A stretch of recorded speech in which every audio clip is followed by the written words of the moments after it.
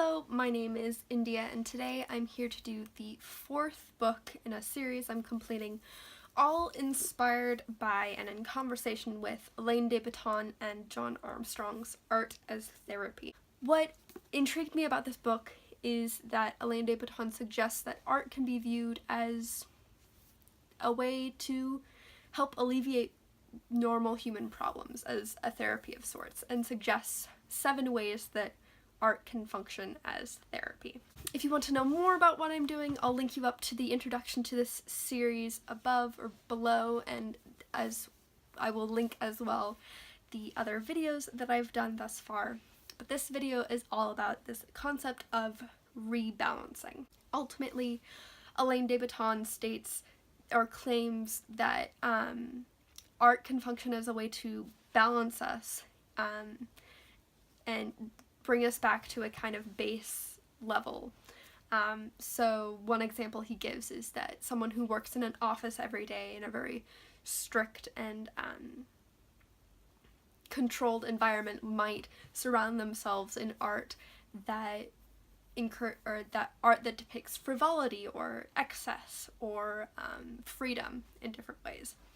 So for this video, I'm going to be talking about books that I read when I need to be a little rebalanced, when I need a break from the things that I do in my everyday life and kind of need an escape. I find that when I'm looking for an escape in books, rather than just entertainment or rather than beautiful writing or amazing concept, I tend to turn to a series and completely invest in it. While I don't consider these books the highest of high literature, and they're not my favorite books of all time, they're books that really helped me relax, which I think is ultimately what I need a lot of the time. So the first one that I want to talk about is the Robert Langdon series by Dan Brown. I'm gonna show you Angels and Demons, which is the first book. This follows a art history professor, Robert Langdon, who gets swept up in these mysteries and these crimes that happen that have a basis in art history or symbols. I absolutely loved reading these books. They're fast-paced, they're enjoyable, they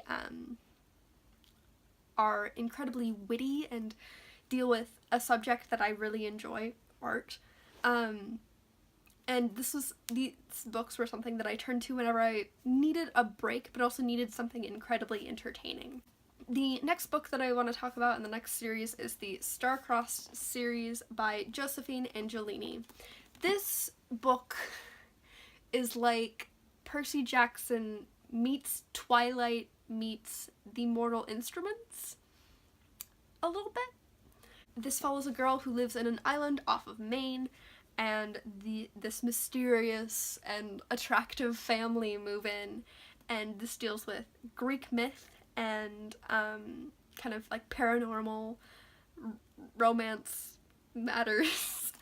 These weren't my favorite books, and I had a lot of issues with them, but they also were really enjoyable to read. I just zoomed through the series. The next series I want to talk about is a series that I binged during one of my summer breaks. The other 2 series that I talked about are books that I would read usually during the school year when things were slowing down or when it was time for me to start studying for exams and whatnot, and they functioned as ways that I could take a break. This series was one that I just was engulfed in for an entire month or 2, and that was Vampire Academy by Rochelle Mead. This follows 2 friends, Rose and Lissa, who go to a vampire academy. Lissa is a vampire, a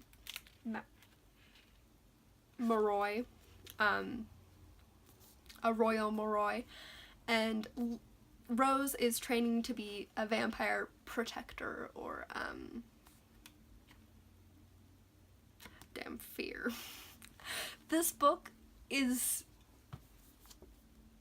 and the book series are a little cringy for me, but also that's what I love about it. I love that it's something that's so out of my world and so different from what I normally enjoy reading, that it allows me to take a mental break.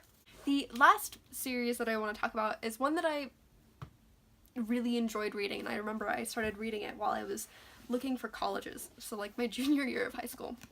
And that's the Earthsea Cycle by Ursula K. Le Guin.